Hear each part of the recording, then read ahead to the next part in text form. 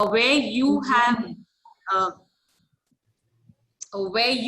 actually looked at Mahatma Gandhi and how he inspired environmental activism. And why I am very curious to know what you spoke on yesterday is because the report says that you also outlined some of the deficiencies in Gandhi's approach. So, of course, like everybody else in the audience, and as Ifra said, I too am all agog to listen to you on this virtual platform speaking to us about environment. So a warm welcome to you and a warm welcome to all the participants who joined in for this, what is surely going to be an enthralling session.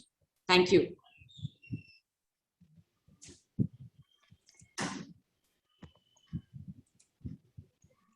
Thank you, ma'am. Now I'd like to invite our speaker, Dr. Ramachandra Guha, a name that needs no introduction.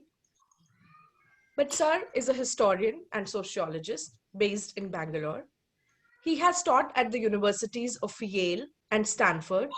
He's held the Arne Nice Chair at the University of Oslo and served as the Philippe Roman Professor of History and International Affairs at the London School of Economics and as the Satish Dhawan Visiting Professor at the Indian Institute of Science. Sir's books include a pioneering environmental history, The Unquiet Woods, University of California Press, and an award-winning social history of cricket, A Corner of a Foreign Land, which was chosen by The Guardian as one of the 10 best books on cricket ever written.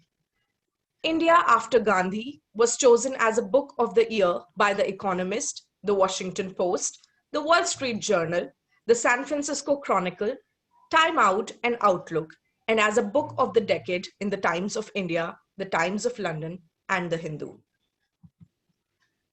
His most recent book is The Autobiography of Mahatma Gandhi. It's a 2-volume biography. The first volume, Gandhi Before India, was chosen as a notable book of the year by the New York Times and the San Francisco Chronicle. The second volume, Gandhi, The Years That Changed the World, was chosen as a notable book of the year by the New York Times and The Economist. Among Sir's other books are Environmentalism, A Global History, and 2 books on Indian ecological conflicts co-authored with Madhav Gargil, This Fissured Land and Ecology and Equity. These later issued in a joint omnibus edition by the OUP. His collection of environmental essays, How Much Should a Person Consume, was published in fall 2006 by the University of California Press. His books. Apart from his books, Sir has published more than 24 research papers in journals such as Past and Present, the Journal of the Royal Anthropological Institute, Indian Economic and Social History Review, Development and Change, and Economic and Political Weekly. Sir's books and essays have been translated into more than 20 languages. The New York Times has referred to him as perhaps the best among India's non-fiction writers.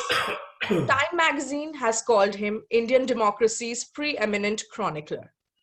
Sir's awards include the Leopold Heide Prize of the American Society of Environmental History, the Daily Telegraph or Cricket Society Prize, the Malcolm Adidesha Award for Excellence in Social Science Research, the Ramnath Goenka Prize for Excellence in Journalism, the Sahitya Academy Award, and the R.K. Narayan Prize. In 2009, he was awarded the Padma Bhushan, the Republic of India's 3rd highest civilian honor. In 2008 and again in 2013, Prospect magazine nominated Guha as one of the world's most influential intellectuals. In 2014, he was awarded an honorary doctorate in the humanities by Yale University. In 2015, he was awarded the Fukuoka Prize for contributions to Asian studies. In 2019, he was made an honorary foreign member of the American Historical Association, only the 3rd Indian to be given that honor. We welcome you, sir. Thank you. Thank you, Dr. Rahman, and thank you, Dr. Pai. I'm truly delighted to be speaking to the Janki Devi Mahavidyalaya today. particularly because as a biographer of Gandhi, there's a connection to the person who founded your wonderful college, Brij Krishna Chandiwala, from a family of silver merchants in Old Delhi, who was a student at my old college, St. Stephen's, in 1915, when Gandhi, on his return from South Africa, came and spoke at the college. And among the people he moved and inspired and transformed was Brij Krishna Chandiwala, who soon afterwards joined the freedom movement, spent several terms in jail, was often Gandhi's host in Delhi when he visited the city, was by his side in many important campaigns, most notably was by Gandhi when he was assassinated by a religious fundamentalist in January 1948. And in the second volume of my Gandhi biography, I quote a very moving description by Brij Krishna Chandiwala of his being assigned the responsibility to bathe Gandhi's body for the cremation. It's a very beautiful description. I quote the English, but it was originally Hindi from his book Bapu Ke Charnon Mein, published in English under the title At the Feet of Bapu. So I'm really happy to be here today with all of you. And I thought I'll give a lecture on remarkable environmentalists I have known. Although I started my life as an environmental scholar and spent the first 2 decades of my career in that field, over the last 15 or 20 years, I have really moved away into social and political history, though I retain a kind of general interest in environmental matters. It would be unfair and presumptuous and wrong for me to call myself an active environmental scholar. So I thought I'd give a kind of a personal reflective account of some of the remarkable environmentalists I met through the 1980s and 1990s at a very formative period for the environmental movement in India. So I'll speak of a few individuals, and then I'll speak of a couple of institutions that have been important. And then I'll end with some criticisms of the way I feel the Indian environmental movement has evolved. And I'd love for there to be a Q&A after that. So, first of all, I became an environmental scholar completely by accident. I studied in your university, Delhi University. I did a BA and MA in economics. I was a very indifferent student of the subject. I got low second-class degrees in both BA and MA. Fortunately, during my MA, I discovered the works of the anthropologist Verrier Elwin and thought I might have a crack at becoming a professional sociologist instead, since I was clearly spectacularly unfitted to be a professional economist. And I was very fortunate that I got admission to a small PhD program in sociology at the Indian Institute of Management in Calcutta. And I joined in July 1980.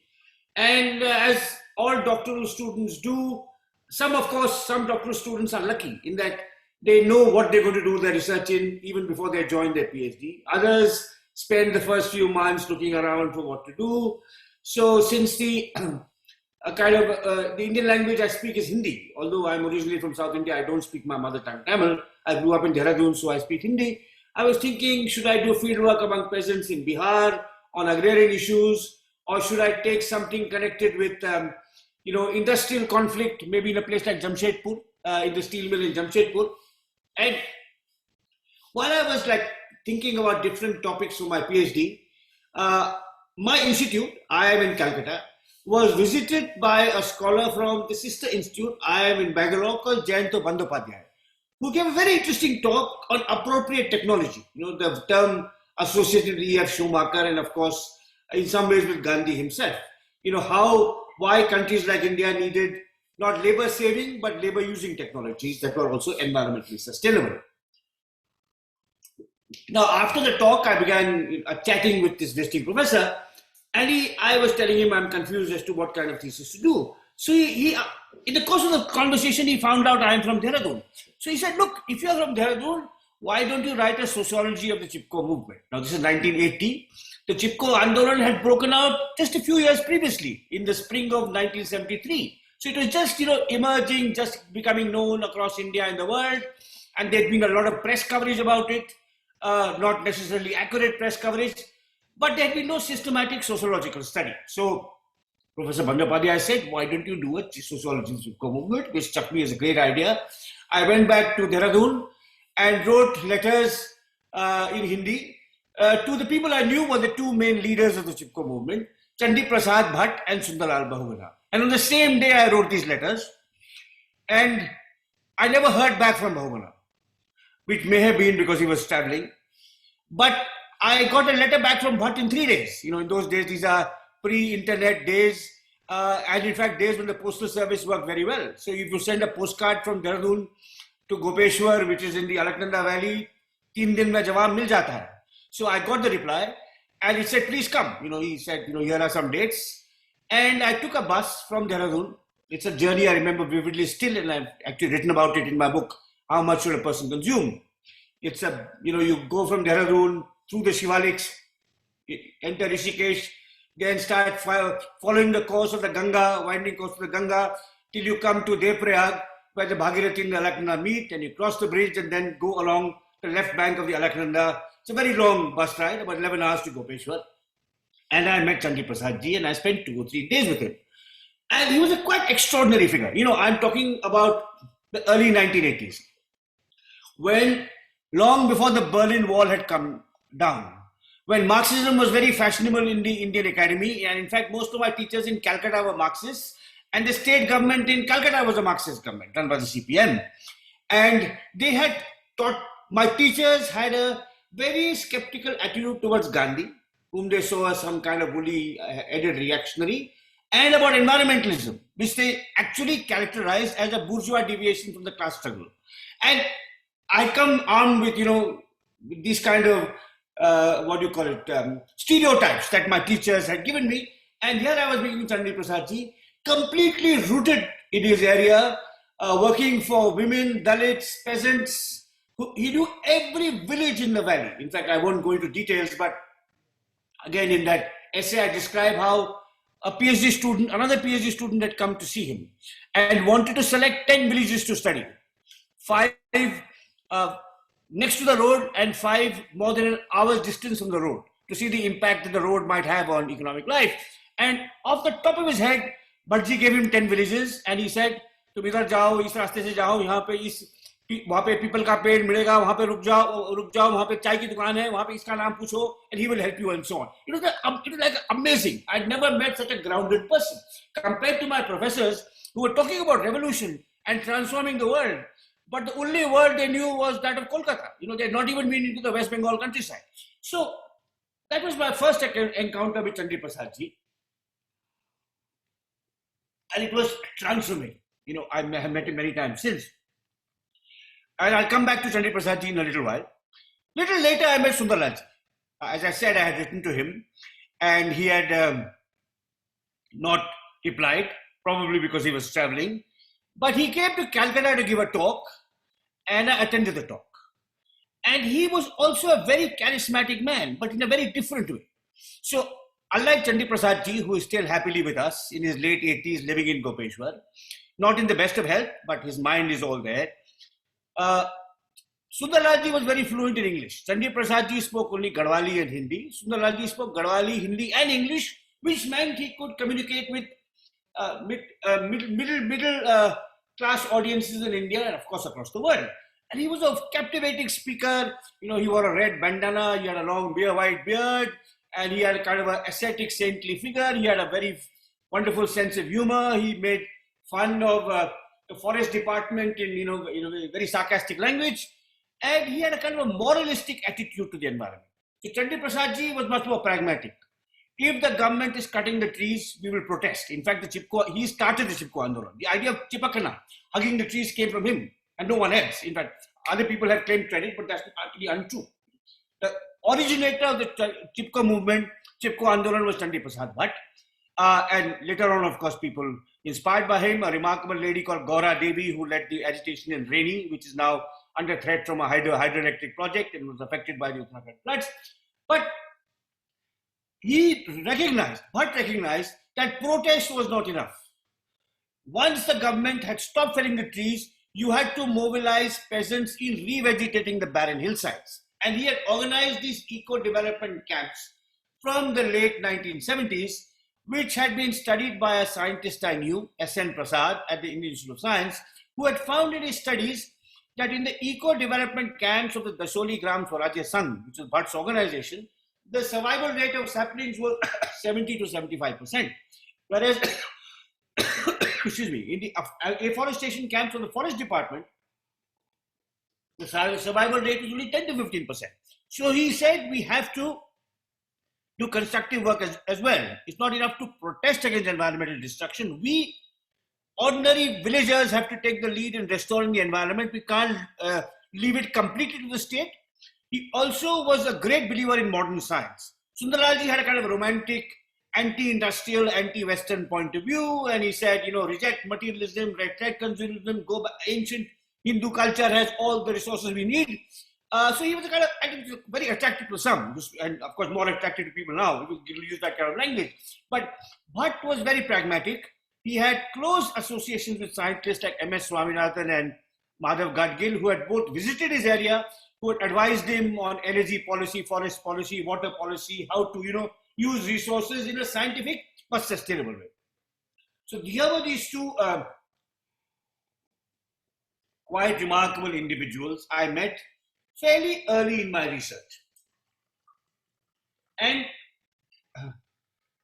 both, you know, the term that, to use a term made famous by the Italian thinker Antonio Gramsci, organic intellectuals, you know, grassroots intellectuals. They had not been to a university. They had not studied in universities like all of us. But through their experience, through their travels, through their reading, through their understanding, through their interrogation, through their self-interrogation, they arrived at a very interesting and sophisticated understanding of the world, which was slightly different from one another, you know. But not both were appealing to different kinds of people. Now, they are both, to say two other things about them. One is that they were both incredibly charismatic.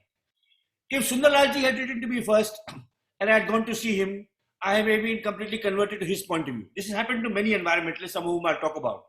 Depending on which of the people they met first. Either Bhatt se pehle mulaqat hui, to tum unke bilkul, you know, shagird ban gaye. You know, if you met Sundarlalji first, then you were devoted to him, and you could see nothing good in Bhatt. You know, so this kind of is very interesting. Things like this happen, you know, in other spheres as well. I mean, if you think of in a sphere I'm very interested in, you know, the evolution of social reform movements in India. You have people who admire Gandhi and you have people who admire Ambedkar, and very few who can see that actually both were doing interesting and important things, but coming from different perspectives, maybe complementary perspectives. So I think it took me some time to figure out that, you know, that both were remarkable people in different ways, though I must confess that because of Bhatt's constructive approach, I still had a modest partiality towards him. Now, the other important aspect of these two leaders, two remarkable, well, the three things. The second is, the first I told you that they were very charismatic, had extraordinarily thoughtful, perceptive, and could hold their own in an exchange with any intellectual with PhDs from anywhere across the world, or with any politician too. I mean, if any chief minister told them that they were holding up development, they would get a brilliant lecture in response, right? Because then it was quite fashionable to say environmentalists are holding up development. The second thing, of course, was that they were really both Gandhians. They lived a simple, austere life. They both had ashrams of their own.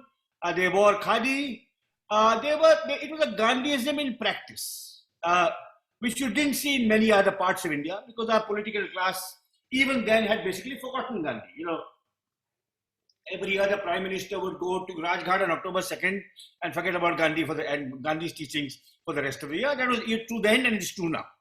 So it was a living Gandhiism, a grassroots Gandhi. The third thing, which is something I explained at great length in my first book, The Unquiet Woods, is that they were, each had carved out a distinct sphere of operation. Now, all of you know that there are two main tributaries of the Ganga, the Bhagirathi and the Alaknanda. The Bhagirathi is the western tributary, and in colonial times, the Bhagirathi Valley was part of the princely state of Tehri Garhwal, and Sundarlalji was born in that princely state, raised in the ethos of that princely state, and worked always in the Bhagirathi Valley. Chandi Prasad Bhatt was born and raised in the watershed of the eastern tributary of the Ganga, the Alaknanda, which was under direct British colonial rule. And again, those of you who may have the time, patience and the interest to read my book, The Unquiet Woods, I describe how the fact that they grew up in two different political formations, one in a princely state, one in colonial India, also shaped the way they viewed the environment and the way they viewed the world. So, when I was doing my research in the early 1980s, there was as yet no state of Uttarakhand. The Uttarakhand movement had started, from the 1970s. Not long after Chipko, there was a movement led by students for the creation of the states of Uttarakhand, because the hill districts of what was then undivided Uttar Pradesh are very distinct from the plains in their ecological, social, cultural configuration, and they have a distinct identity. There was a movement for a separate state in which students were involved, and one of the student leaders became a very close friend of mine, the historian Dr. Shekhar Pathak, who last year published a brilliant history of the Chipko movement called the Chipko Movement, A People's History. It first came in Hindi under the title Hari Bhari Umeed, and last year it was published by Permanent Black in English, translated by Manisha Chowdhury and edited by me with a long introduction. And it's the best book on the Chipko movement. I mean, my book, The Unquiet Woods, was published 30 years ago, and Shekhar Pathak's book has superseded mine, which always happens in scholarship. Scholars come later who write better, more interesting books. So I would urge students who are interested in a proper, authentic, credible, objective, non-ideological, unbiased history and deeply researched history of the Chipko movement to read Shekhar Pathak's book, The Chipko Movement, A People's History. For example, Gaura Devi, the Bhotia woman who led the Reni Andolan, when there were no men around, Shekhar Pathak is the only scholar to have done extensive interviews with Gaura Devi. So it's the best. Every single Chipko agitation, he has gone to each village, each watershed, interviewed hundreds of people, looked at the local records, the local newspapers. So it's a first-rate history. Those of you who are fluent in Hindi, read the much more detailed book in Hindi. Those of you who are more comfortable in English, read the slightly shorter English version, but both are invaluable. Now, Shekhar Pathak comes from the region of Uttarakhand called Kumaon. So, Garhwal, that is, there were two cultural regions, two medieval kingdoms. Garhwal, which under British rule was divided into Tehri Garhwal and British Garhwal, Tehri Garhwal being a princely state, and Kumaon, which were the districts of Nainital and Almora, and now there are many more districts, Pithoragarh, Champawat, Bageshwar, etc. So, bordering Nepal, but very similar ecologically, hill regions with peasant agriculture, great dependence on forests for fodder, fuel, medicinal plants, timber, agricultural implements, to protect water sources. Forests are very important. So Kumaon also played a very important part in the Chipko movement. And several years later, after I had met Bhatt and Bahuguna, I met and got to know the preeminent Gandhian of Kumaon, who's a remarkable lady called Radha Bhatt, who is 89, still alert and active, living in the Lakshmi Ashram in Kausani. Radha Bhatt was like Chandi Prasad ji and Sundarlal ji, was born in a peasant home. When she was young, she was sent to an ashram, a girls' school called Lakshmi Ashram, started by an English woman called Sarla Behen, who had become a devotee of Gandhi, and who had a keen interest in environmental matters herself. Radha Bhatt played a role in the Chipko movement, in the anti-dam movements, in water conservation, in protests against mining, and I got to know her and was inspired by her too. And again, a person of great dignity, rectitude, courage, and also much charm. People think activists are solemn and boring and always hectoring you, always like. But Radha Bhatt is utterly delightful with her mischief, a sense of humor, a sense of joy. And she is the third remarkable environmentalist from Uttarakhand who it's been my great privilege to meet in the course of my research and to know and to inspire her. Now, so that's the Chipko movement. Now, the Chipko movement started in 1973. And the importance of the Chipko movement in the history of Indian environmentalism is that it sparked the environmental movement in India. You mentioned Rachel Carson's, and I saw you have a photograph of Rachel Carson's in your poster. Now, Rachel Carson's book, Silent Spring, sparked the modern environmental movement. It's kind of originator, the fountainhead of the modern environmental movement in the United States. And Chipko played a similar pioneering foundational role in India. But Chipko did something more. Chipko also transformed our understanding of global environmentalism. So before Chipko, the conventional social science wisdom was you first have to grow rich, and after you pollute your environment, you try and clean it up. Poor people don't care for the environment. There's no such thing. Poor people have no interest in environmental sustainability, environmental protection. And this is a myth that Chipko punctured. That Chipko showed that actually, because of their closer relationship with nature, because of the direct dependence on fuel, fodder, forests, water, for livelihood, for subsistence, they could have even perhaps even a greater stake in sustainable natural resource management than people living in cities. So that's the real significance of Chipko. It was the first, one of the most remarkable examples of what, with the Catalan scholar Joan Martinez Alier, I was to term the environmentalism of the poor. And there were other examples across the world. After Chipko, there was a remarkable movement in the Amazon of Brazil of rubber tappers led by a man called Chico Mendes, who was assassinated by loggers in, I think, 1988. So Chipko was significant in the Indian context, and it was also significant in the global context. And here are some of the people I met who played a crucial role in that movement. I've just mentioned a few names: Prasad, Sundarlal, Bahuguna, Radha Bhatt. Now, in the Indian environmental movement, Chipko's place was taken by the Narmada Andolan. Chipko was about forest rights, forest protection, community forest management. And the Narmada Andolan was about water and dams and the rights of displaced people. And it had the same. Chipko started in the 70s, started petering out by the early 80s, and just as it was petering out in the imagination of environmental community, its place was occupied by the Narmada Andolan. And the Narmada Andolan, just to give a brief background, there was a dam being built on the Narmada River in Gujarat, which has been built now, but then was just coming up. And the curious thing about that dam was that the benefits would flow to one state, Gujarat, and 90% of the displacement would take place in another state, Madhya Pradesh. So effectively, Madhya Pradesh was subsidizing the people of Gujarat.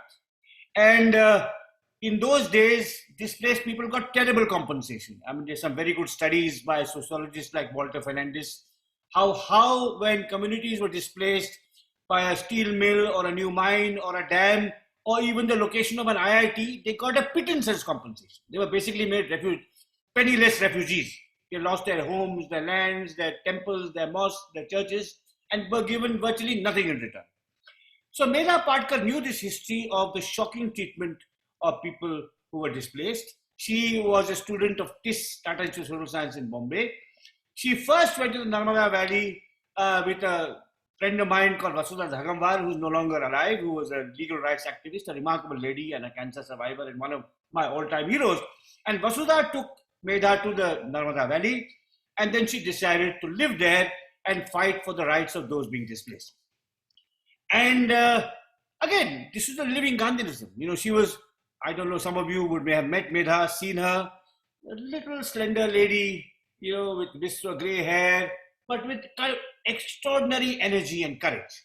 And she organized a series of hunger fasts, strikes against the dam. And the first time I met Medha was when VP Singh was Prime Minister, which must have been about 1990. And she organized a dharna with Baba Amte, the great social worker of the Narmada Valley, outside VP Singh's house. And I went to meet her. And we had a conversation. She had read some of my writings. And then I met her several times since. Now, I came to enormously admire her. You know, her dignity, her courage, her energy, her commitment, her ability to inspire young people to join her. Also, her facility in 3 languages. You know, Marathi, Hindi, and English. So, English was also adequate, and I've heard her speak in Hindi, and her Marathi must be absolutely the most fluent of all.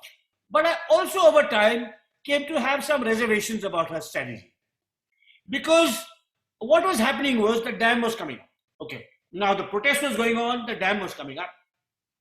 And an appeal was filed in the Supreme Court. Now, unfortunately, even back then, the Supreme Court took ages to hear important cases. It still hasn't heard many important cases in front of it now. And while the case was being held, the dam was coming up more and more. I think, if memory serves, the full height of the dam, according to the project plan, was 460 feet. Now, it had come up to about 90 meters, which is about 300 feet already, when the final hearings were taking place in the Supreme Court. And at that stage, two very good engineers in Pune called K.J. Joy and Suhas Paranjape designed a dam which would reduce the height. They showed how if you reduce the height from 450 to 436 feet, you will do it in this particular way, you will save 70% of displacement while retaining most of the benefits. So some of us urged Medha Patkar that the dam is coming up. Don't tell the Supreme Court to take it down. You can say, reduce the height. Here is the scientific reason why reducing the height is in the best interest of Gujarat and Madhya Pradesh. Gujarat will lose only a few of its benefits, and Madhya Pradesh will find much less suffering and sacrifice as a result of the compromise. And then you can say, let there be a moratorium on future dams. Let's have a commission on whether we need large dams at all. But the Sardar Sarovar Dam, don't say bring it down. I mean, already it's come up to 90 meters, when thousands of crores have already been spent on its construction. So,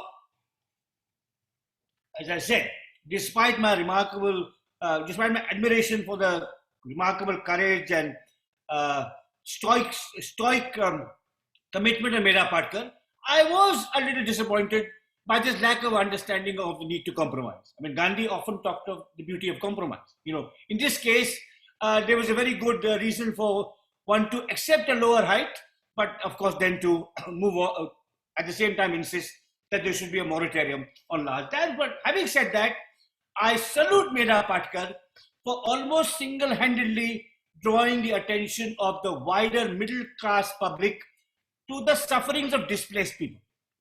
Now, there was a columnist in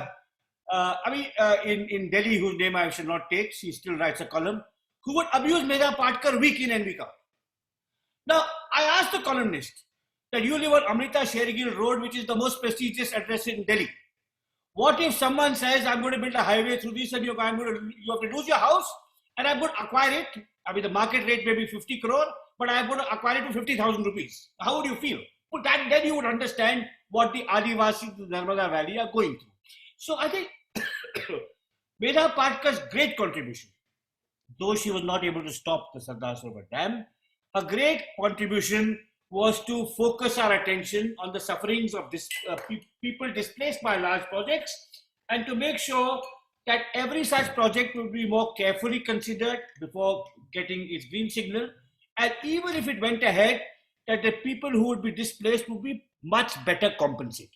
So I think that's an enormous achievement in terms of human rights and social justice. So I've spoken of four quite remarkable environmentalists I've known, and I could speak of others, but let me move on. I've told you a little bit about my encounters with Janki Prasad Bhatt, Sundaral Bahuguna, Radha Bhatt, and Medha Patkar. Now, let me talk about what I learned from a great Indian scientist called Radha Bhatt, who was an ecologist who founded the Center for Ecological Sciences in Bangalore. He was a brilliant ecologist. He did his PhD at Harvard, where he wrote some papers which are still citation classics. He could have got a job in any American university, but he came back to build and nurture science in his country. The other exceptional thing about Madhav Gadgil is that he was a great field worker. He is a great field worker. He is now 79, but he still does field work. I am more of an archival library scholar. I'm a historian. I look for old documents. Madhav was wonderful at actually studying landscapes and people in the field. And there is virtually no state of India that he has not traveled across. Of course, He knows the Western Ghats best of all, right from Gujarat down to Kerala, he has checked it. And he wrote a famous report on the Western Ghats, which every government has disregarded. And the landslides in Kerala that are occurring now are proof of his wisdom, because he identified vulnerable areas all across the Western Ghats where there should be no commercial forestry, no mining, no careless road construction. And from Madhav Gadgil, I learned the value of field research and of interdisciplinary collaboration. And we wrote 2 books together, This Fissured Land, which will celebrate its 30th anniversary next year, and a book called Ecology and Equity, which I think some of the young students may still find useful in trying to understand the kind of environment, development, debate and dilemma in India today. And as a scientist who did fieldwork, I think Madhav Gadgil was absolutely exceptional. So I've spoken, I should also say a little bit as I conclude about two institutions that I work with, that I encountered in the course of my environmental research in the 80s and 90s, both of which are happily still alive, but both perhaps not as well known outside the narrow community of environmental activists and thinkers. The one that is reasonably well known I'll speak of first. It's called Center for Science and Environment. It was started in 1980 by the campaigning journalist Anil Agarwal. Among its founders were Kalpana Sharma, one of the outstanding journalists who's still with us, Ravi Chopra, who runs the People Science Institute in Dehradun now. And later on, they were joined by Sunita Narayan, who has a connection to your college, which you may or may not know.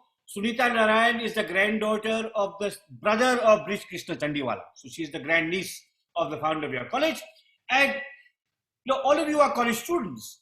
Sunita Narayan was an environmentalist from the age of 15. And she said, I don't need a college degree. I'm going to go full time into environmental research. And she first worked in Ahmedabad, and then she joined the CSE, which she now runs, and where she has done excellent work in areas like climate change, global environmental justice, and earlier on, of course, on things like community water management and so on and so forth.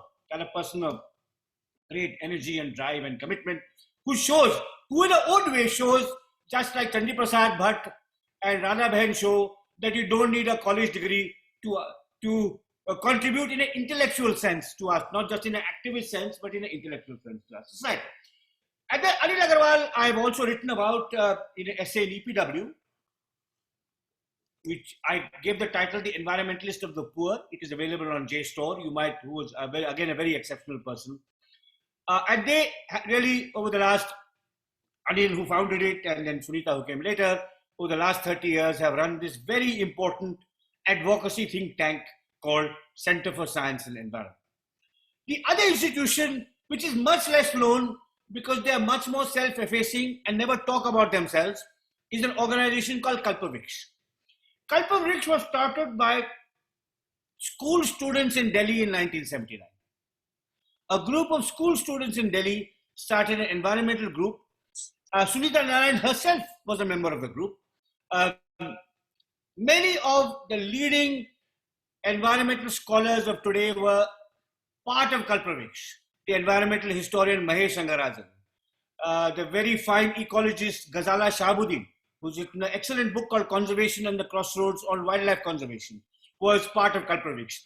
Rohan D'Souza, who's written on large dams. Vasant Sabharwal, who's written on pastoralism and also made several very good films.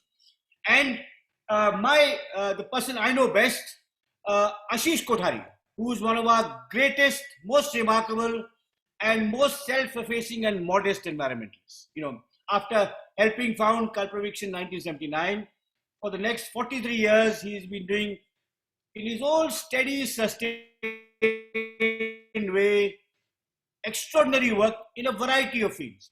Biodiversity, decentralized planning, forest rights. In fact, Narmada Andolan, he took a trek through the Narmada Valley, which Medha Patkar read and which inspired her, which he wrote about in EPW, and which he called Development. He wrote an article called with his friends called Development versus Destruction, which was read by Medha Patkar.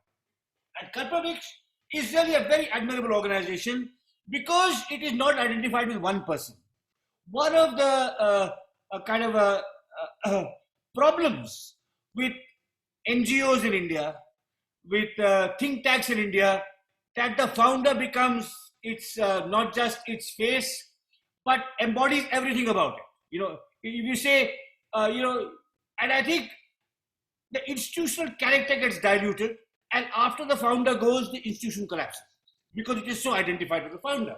And one of the most admirable things about Kalpavriksha, apart from the work they've done, as in their pamphlets, their reports, go to their website, kalpavriksha.org, and follow their work, is that they are a very, they're not interested in self-promotion at all. And I think Ashish Kothari is centrally responsible in many ways for this kind of collective way in which, collective manner in which Kalpavriksha functions. So, before I end, I want to say that, make it clear really, that I do not consider myself an environmentalist. An environmentalist is someone who is committed to a particular ideology and is generally an activist as well. Greta Thunberg is an environmentalist. Medha Patkar is an environmentalist, who are also willing to do dharnas, protests, fight for their cause. I am not an environmentalist. I was for many years a scholar of the environment. I think it's very hard to do justice to scholarship and justice to activism at the same time. And that's why I want to make it clear that whatever contributions I have made are through my books and articles. And books and articles do not change the world remotely in the way in which activism can change the world. Right. So I am not an environmentalist. I am a scholar. I was a scholar of the environment. I may indeed in the future again become a scholar of the environment because I do have some research which I'd like to do in this field. But in the course of my research as an environmental scholar, I had the privilege to meet and study at close quarters some of the environmentalists I have told you about. Now I'd like to end, I was going to end anyway in this manner, but Dr. Pai's remarks reminded me further about some of the limitations of the environmental movement. Now, the environmental movement in India is greatly inspired by Gandhi. As I said, there is a living Gandhiism. Gandhi warned precautiously against the dangers of unbridled industrialism and consumption. There's a Gandhi quote I found 30 years ago, which I've used often since, and you will excuse me for repeating it here. The quote goes, it's from 1928. It's an article in his journal, Young India, December 1928. That is more than 90 years ago. And in that quote, he says, God forbid that India take to industrialization after the manner of the West. If a nation of 300 billion, which is what, God forbid that India take to industrialization after the manner of the West. A tiny island kingdom, namely England, is today keeping the world in chains. If a nation of 300 million, which is what India was then, take to similar economic exploitation, it would strip the world bare like locusts. Now, China and India today are threatening to strip the world bare like locusts. And in many other respects, Gandhi was a precocious environmentalist. And in my book, How Much Should a Person Consume, talks about his environmental thinking. And the environmental dimensions of his work were not really developed in his lifetime. They were forgotten because he was remembered for other equally admirable things, more contemporary things, like helping to win freedom from the British, promoting Hindu-Muslim harmony, attacking untouchability, bringing women into public life. There were many other things he was doing all along. So he did not pay that much attention to he didn't really develop or elaborate his environmental thought in any systematic way. But the environmentalists of the 80s and 90s were deeply inspired by Gandhi. And they sought to bring Gandhi's ideas to the dilemmas of India at the time. But they were inspired by Gandhi mostly in good ways, but also in not so productive ways. And one of the ways in which I think Gandhi's influence has been negative, has had a negative impact on the evolution of the environmental movement, is that Gandhi had a pronounced anti-urban bias. Gandhi famously said, India lives in her villages. And But India has always lived in its cities too. And now India lives now more and more in its cities. And it will soon have the largest urban population in the world. I mean, there must be close to 300 million Indians already living in cities. And all of us who live in cities know the environmental problems of our cities. Water scarcity, pollution, toxic waste, air pollution, water pollution, traffic jams, and potholes, the destruction caused by the cult of the private automobile, and so on and so forth. Right? All of us know that. And the extraction of resources from the countryside, and so on. Yet, one of the interesting, curious, and perhaps depressing aspects of the environmental movement in India, that all the most celebrated struggles have been in the countryside. So there's been Chipko, there's been Narmada, there's been the Kerala fisherfolk struggle, there's been the protests by tribals against mining in Orissa, and so on and so forth. And Gandhi, one of the unhappy consequences of the Gandhian legacy is that there hasn't been really, to the extent there should have been, enough activism in the cities about sustainable urban living. So I'll end here, and I'd love to have some questions. Thank you.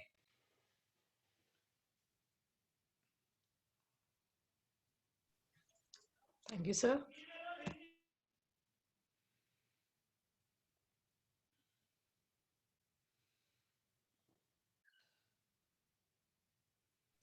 The floor is open for questions. If I had my way, we would have got Dr. Guha speaking for some more time. You got us glued to our seats. I haven't been able to do a spot of work because I've just been listening enthralled to you. Thank you so much for that. I'm also waiting for the questions.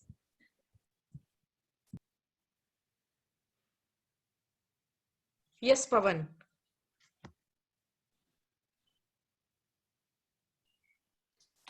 Thank you so much, sir, for your great lecture. It's always a pleasure to listen to you and read your books. We have been growing and still growing after reading your books. I teach political science at the department, and I also teach a paper on Gandhi and the contemporary world at the department.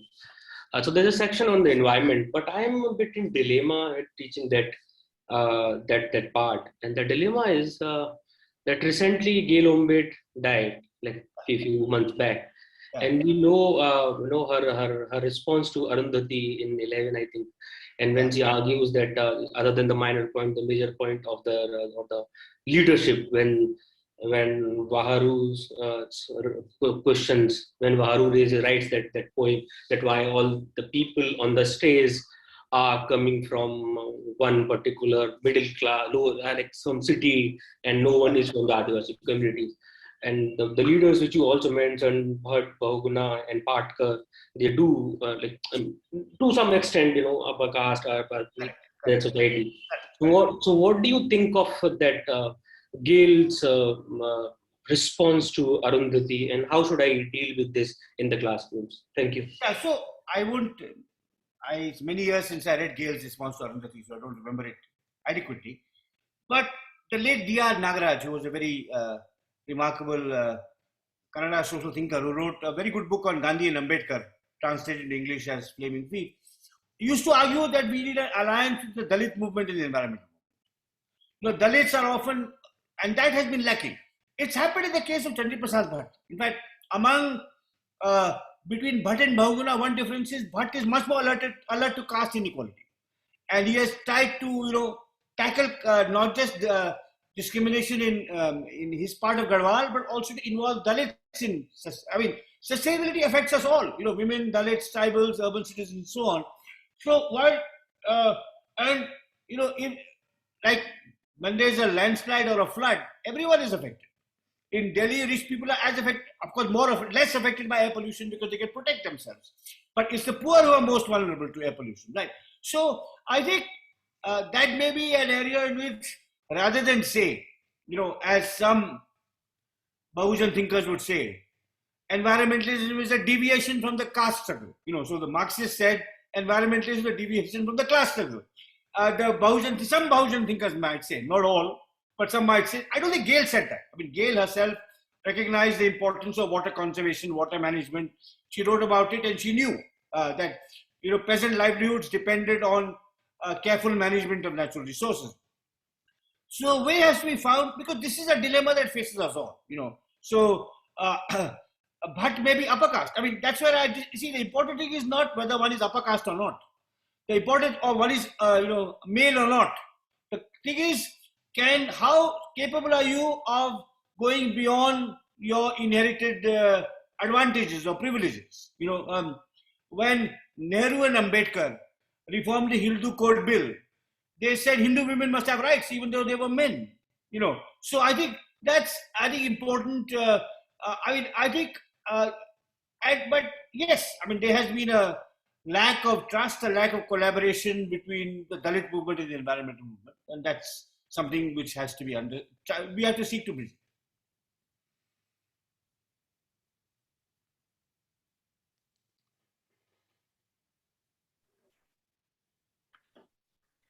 May I ask a question, Putra? Yes, Soumya, go ahead. Yeah, hi. Thank you, Professor Guha. This was really enlightening. We have been teaching your books, as everybody says. I'm from the Department of History.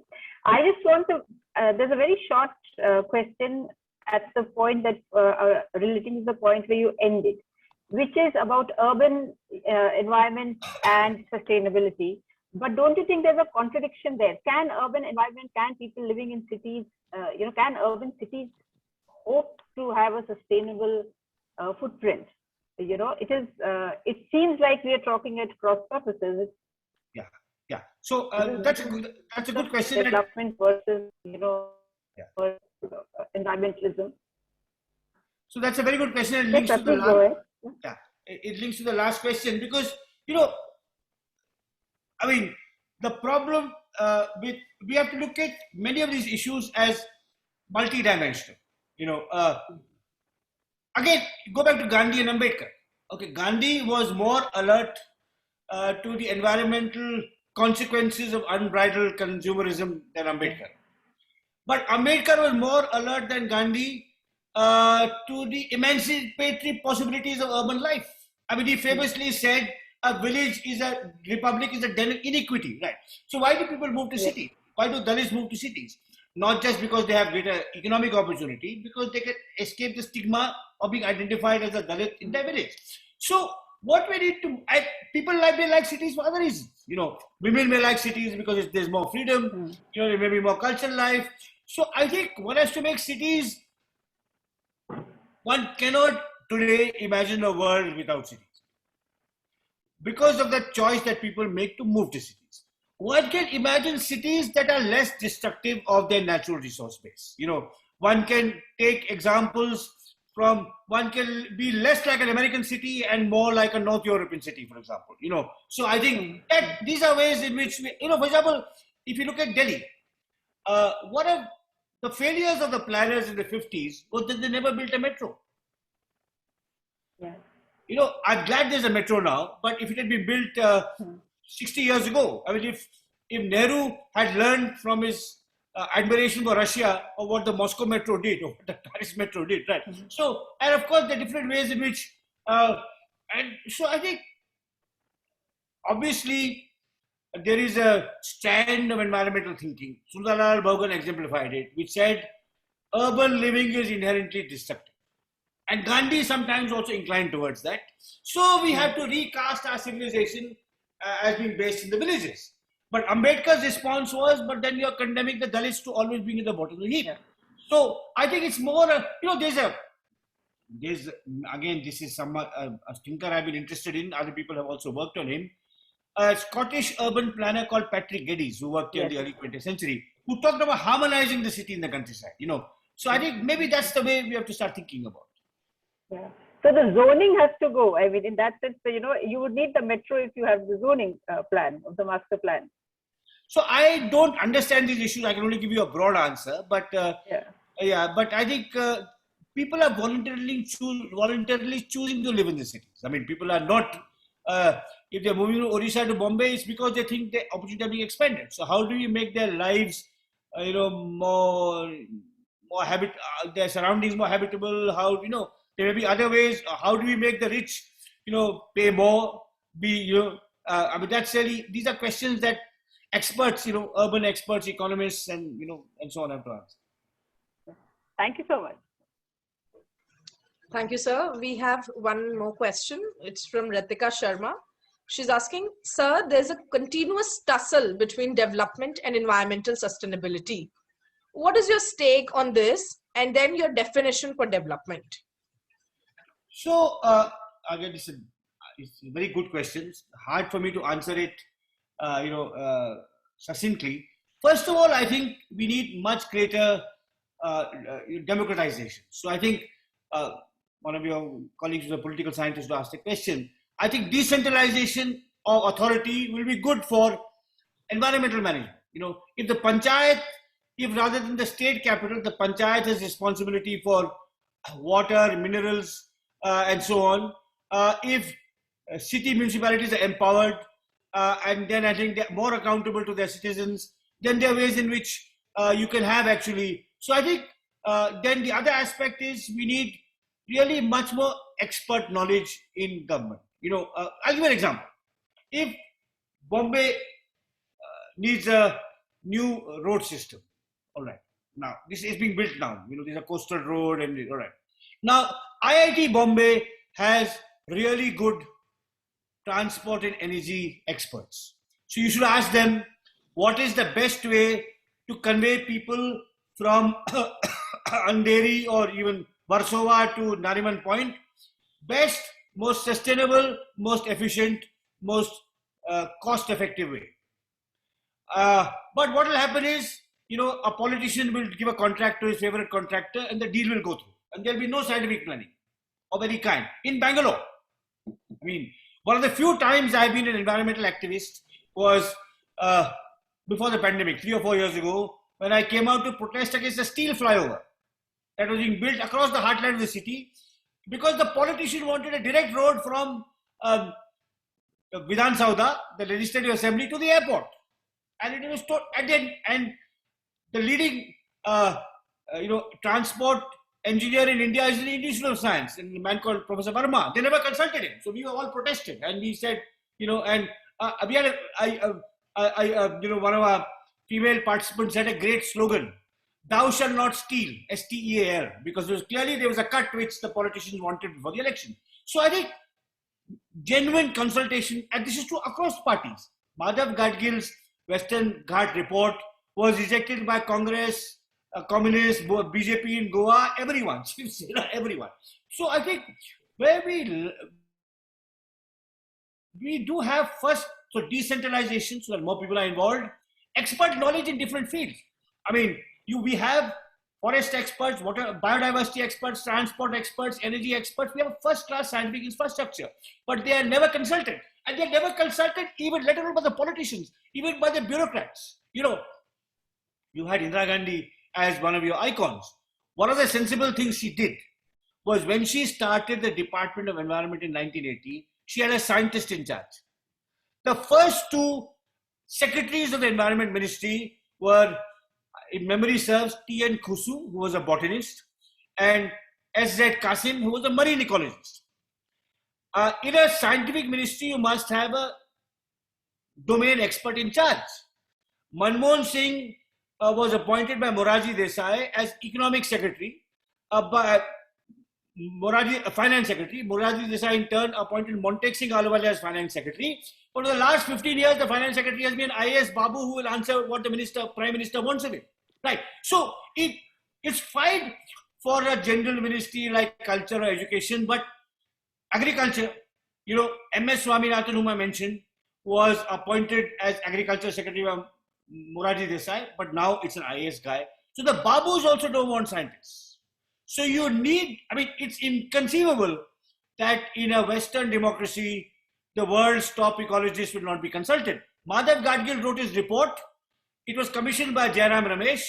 Jairam Ramesh was replaced by Janki Devi, who did not like the report, who did not give one of the world's greatest ecologists an audience because it interfered with her plans, her nefarious plans. And this is true across party, and across politicians, because to fight an election, you need a short-term perspective, you have to gather money, and the biggest cost is environmental sustainability.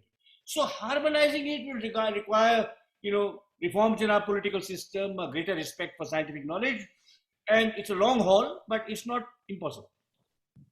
I have to, join in for a little while because I want to endorse what you said. This whole thing about the fact that nobody is interested in listening to anybody, even though we have experts in the domain, reminds me of the fact that my own husband, he is a water policy person. He's into river water conflicts. Dr. Uttam Kumar Sinha, that's his name. So, he tells me, and he's part of Manohar, what is now called Manohar Parrikar Institute for Defense Studies. And very often we have this, debate at home about the fact that, what are think tank bodies doing? I keep telling him, you all are a burden on the public exchequer because you all just sit and, do some research which probably lies somewhere. And actually that is a problem because there is a lot of genuine work that is being done by think tank bodies in our country. And I'm talking about Delhi, of course, which is what there is a lot of solid work being done. There are a lot of policy documents that are being prepared by experts in the domain. My husband has even had to go to the Arctic in order to check out certain things. And, with all that information, it's so frustrating that successive governments, and as you very rightly pointed out, for their own vested interests, will ignore it. Or at the most will, use a line from it, but will not really allow it to dictate or not dictate, but guide the policies that the government then makes. You see, why do we have think tank bodies? It's part of a much larger question. I don't think we are going to be able to solve anything in the environment until and unless we take our think tank bodies seriously. If they are thinking, we have to do the implementation. The government is allowing them to think, but then what are they doing with all that thought?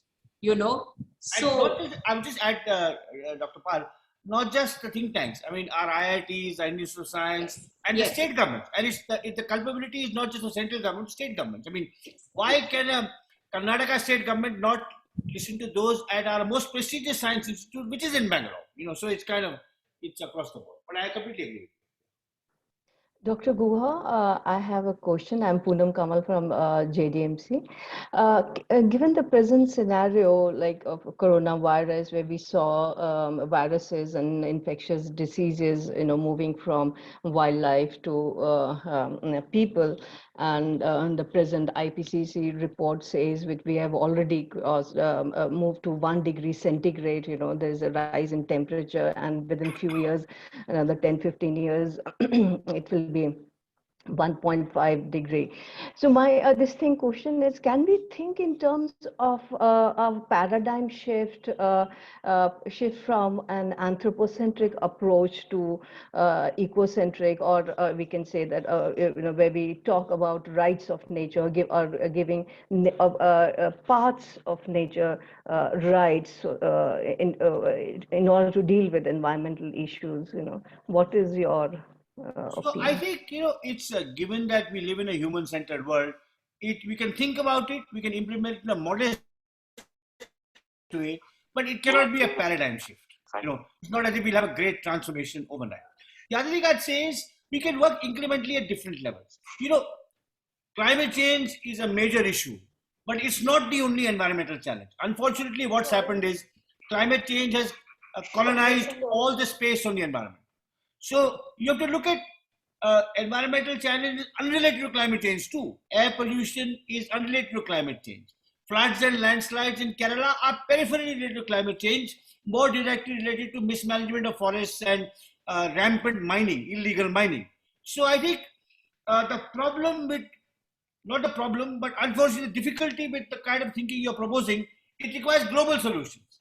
I would rather say every district, every watershed, every state has to find ways in which students, activists, and scientists mobilize in their domain, in their restricted domain, to promote different forms of sustainability, which in the aggregate may lead to a kind of a global paradigm shift. But a top-down approach is what I hesitate on.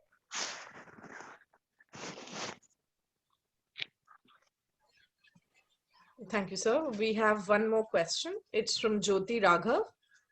She says, sir, you said that Medha Patkar is an environmentalist, but don't you think that she's a social worker only because in Khori, she did not care about the forest, she just talked about the rights of people?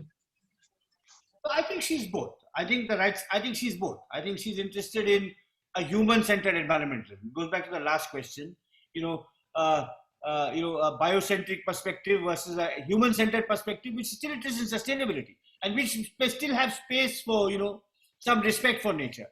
But she is, yes, she's principally a social worker or a social activist working for the rights of disadvantaged human beings. Yeah, that I would agree, but I would not say she's anti-environment.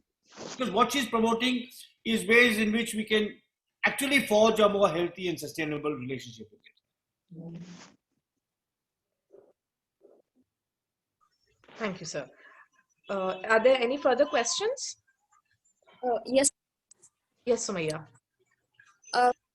So we have discussed about that how, since you have discussed that Gandhi said that the people who live in the villages, that India live in villages. But don't you think that people who live in cities does not care as much as about environment as the people who live in villages, because they are directly linked to the environment. Their livelihood depends on it. Yes. But we talk about a person who is living in Delhi. We know that there is a scarcity of water in Delhi, and Yamuna river is there, but it's totally being polluted since last 50 years, and we do not care about it because we are getting water from Haryana and Punjab. So, and the only time we talk about is some of the people in Delhi or people of environment in these cities talk about when trees being cut, trees being laid down, or environments or parks being getting lopsided because of the city management, like making of metros and other infrastructure planning and development. But we do not think and care about the basic things that we have at hand in the city related to environment. Yeah, you're quite right that, if you have a connection, not only if you live within the countryside, not only you have a more direct connection to the environment, you have a greater knowledge of the environment. So one of the things that Madhav Gadgil told me, he said, I might know, a top ecologist may know 300 species of trees, but no other city dweller will know even 5 species of trees. Whereas the villager will be able to identify, every villager will be able to identify 30 or 40 or 50 species of trees. So they have a kind of a local ecological knowledge too, which is fairly widespread. Not just about trees, but about plants, about birds, about animals, about soil, about weather patterns, and so on. So that does mean that, in theory, yes. But the fact is, as I said in response to earlier question, people have chosen to move to cities. And here too, we need to cultivate some kind of,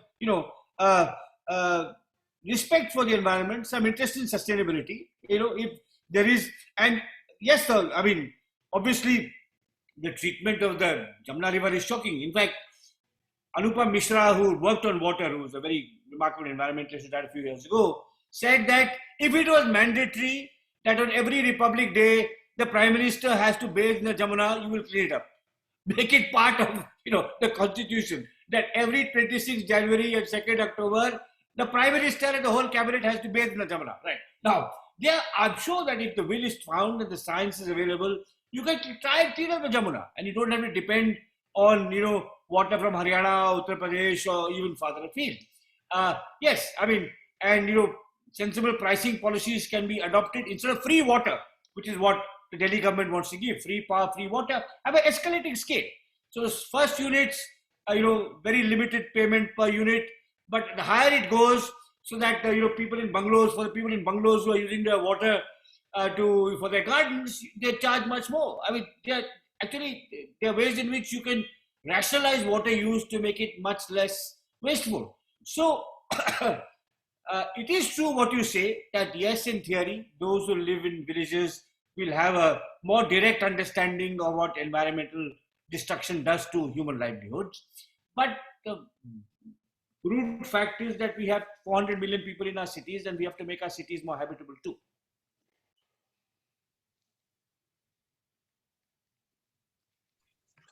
Thank you, sir. I would now like to request all the participants to open their cameras, please, so that we can just take a few quick snaps. if possible.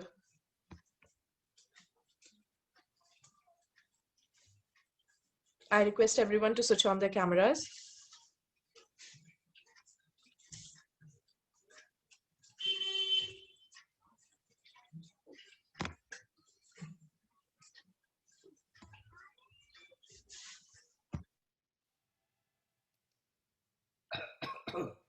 Deepak, please take the pictures. Thank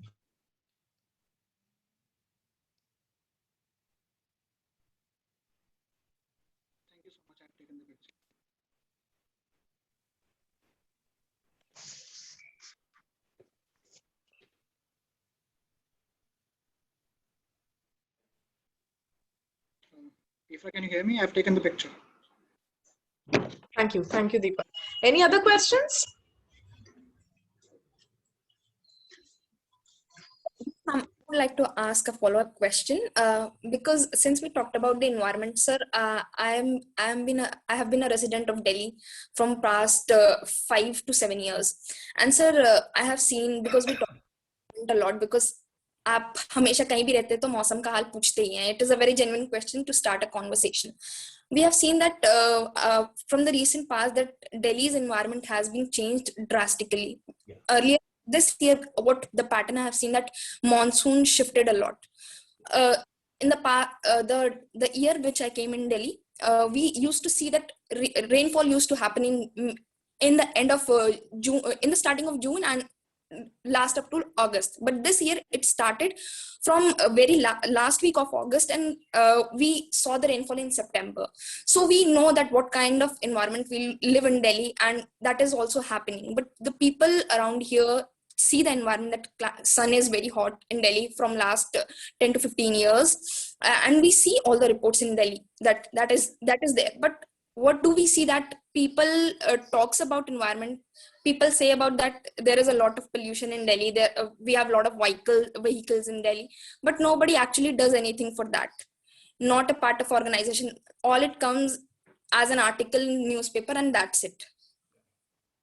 No, I mean, even in Bangalore now, the monsoon pattern is radically changed. I mean, we are now in third week of October. It's been raining for the last 2 weeks, and it never happened like this in Bangalore. So climate change is real. You know, last year in Bangalore we had a much colder winter. So, and we are still coming to grips with it. What are the ways we will adapt to it? I mean, but you know, as I said early on, I am not an activist, so I can't really prescribe. My apologies. You know, I can't say, except in general terms. You know, we need more scientific input. We need more decentralization. We also need. Actually, there are hardly any articles in newspapers now, except about air pollution. You know, environmental journalism, which was a thriving field 10 or 15 years ago, unfortunately, our newspapers spend too much time on trivial issues. किसने BJP छोड़ा और कांग्रेस में शामिल हो गए, कांग्रेस छोड़ा और BJP में शामिल हो गए और ये हुआ. That's it. I mean, these are real issues of health, education, environment. I mean, the three most important issues in India today for our future. You can put them in any order. You know, you can put health first, you can put education first. But essentially, access to health for everyone, access to good education, and environmental sustainability. These are three most important issues for our future. Look at any newspaper, edit page, and it will be, should Rahul Gandhi become president? Should Adityanath become our next prime minister? That's about it. Right. So our journalists have let us down, and there is no question about that. Our editors and journalists have let us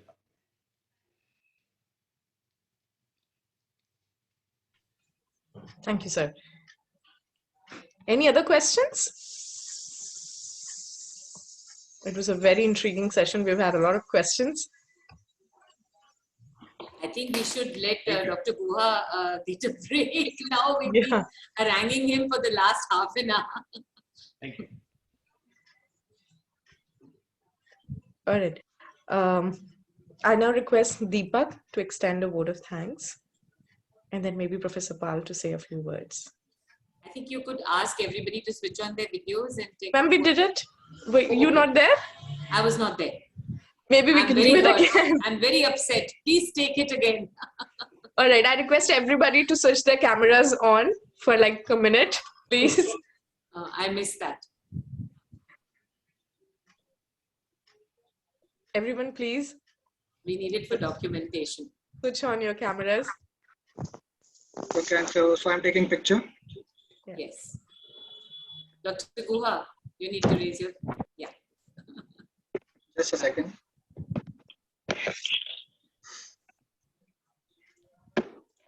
Okay. Thank you. I've taken. Over to you, Deepak, to extend a vote of thanks. I may I say one last thing, if you don't mind. Yes, ma'am. Yes, ma'am. Dr. Guha, you know, I wanted to say this. I wanted to have a chat with you personally, but I think I'll say it on this forum that, you know, as an administrator, very often I find myself really frustrated where even the simplest act of, well, I don't even want to give it a grandiose term like, you know, an environmental act or something like that, but just an environmental habit, an environmental friendly habit. I find it so difficult that despite the fact that now in schools and colleges, we have environmental studies as a compulsory subject, you know, despite that, and despite the tremendous amount of information that is constantly being, that is constantly floating around environment, yet environmental habits, environmental friendly habits are not improving. They seem to be becoming worse. Consciousness arousing, sensitization, all of that, environmental awareness, all of that we seem to be doing, setting an example. I mean, I know that when I walk through corridors in my college, I'm constantly picking up plates, litter, etc. I have, you know, I like doing that because I want the students to see that all of us are collectively responsible, not just the Safai Karamcharis for keeping the college clean. But, you know, I don't know what has happened. Have you observed this? Am I the only fuddy-duddy around out here? No, you're right. No, it's quite generic, this kind of behavior. You're absolutely right. It's quite depressing. And I just wonder how we can, you know, change. You know, my father used to keep telling us, switch off the lights when you leave a room. And we keep saying that to the students. For me, it's like a habit. The hand will go straight to the light when you're leaving the room, you know, and things like that. I think young people are probably more, young students are probably more sensitive, is my sense to this. I hope so. Because the term carbon footprint was not there when I was a student, and I think everyone knows it now. So, but that's what it is. But that is my entire question to you, Dr. Guha. That there's a lot of terminology, you know, that is floating around. They know all the terms.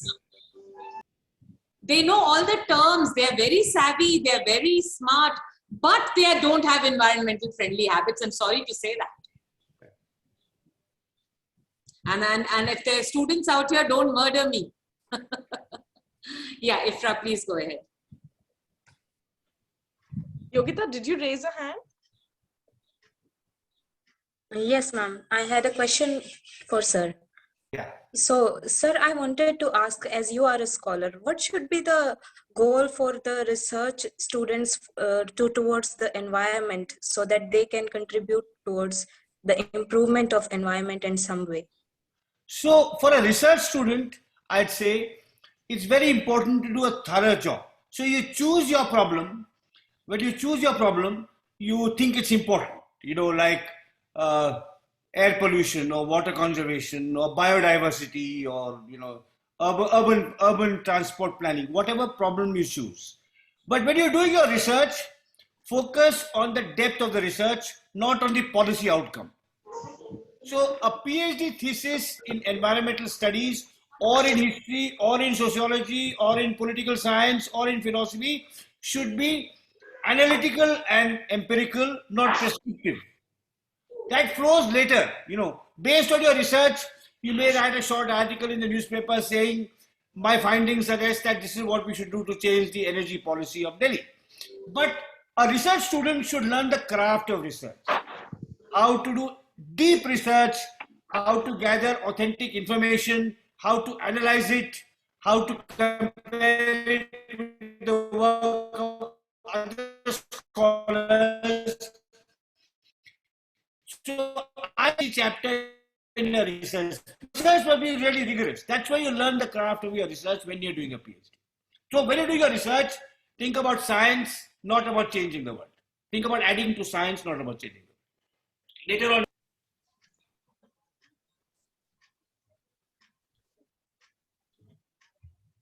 This makes a lot of True, sense. sir. Thank you. Sir.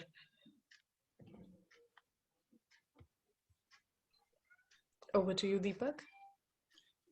Thank you, Ifra. At the end of the lecture, I would like to give my sincere thanks to Professor Swati Pal for always encouraging us and providing us the opportunity to take our ideas further. We would also like to thank our head of the department, Dr. Jitendra Gill, for supporting us in our endeavors. I want to extend my heartfelt gratitude to Dr. Ramachandra Guha for accepting our invitation and gracing us with your presence. Sir, I am thankful to you for delivering such an intriguing lecture and sharing your experiences of meeting with some of the prominent people who shaped the movement of environmentalism in India. Sir, it has been a great learning experience for students and as well as for the faculty members. Further extending my gratitude to the participants of the event, we are thankful to the faculty members and the students present here for their active participation in making this lecture series successful. Thank you so much. thank you. Thank you Thank very you. much. Thank you.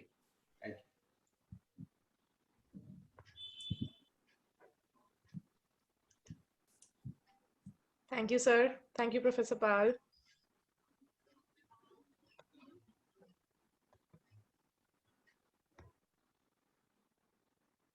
Please do not forget to fill the attendance form. Please fill the attendance form for your certificates.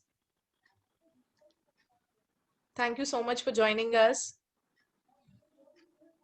Ma'am, where is the link for attendance and feedback? Deepak, can you do that again?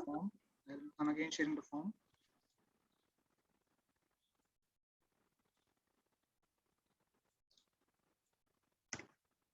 Please find the link. I have posted it in the chat box.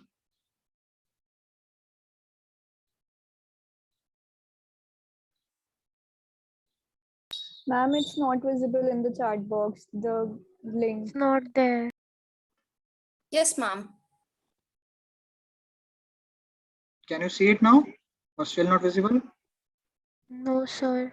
No, it Just is not let- visible. Okay, No, okay, just sir. let me. Okay, I'm again sending it. Can you see it now? Yeah, yes, sir. Yes, sir. Okay.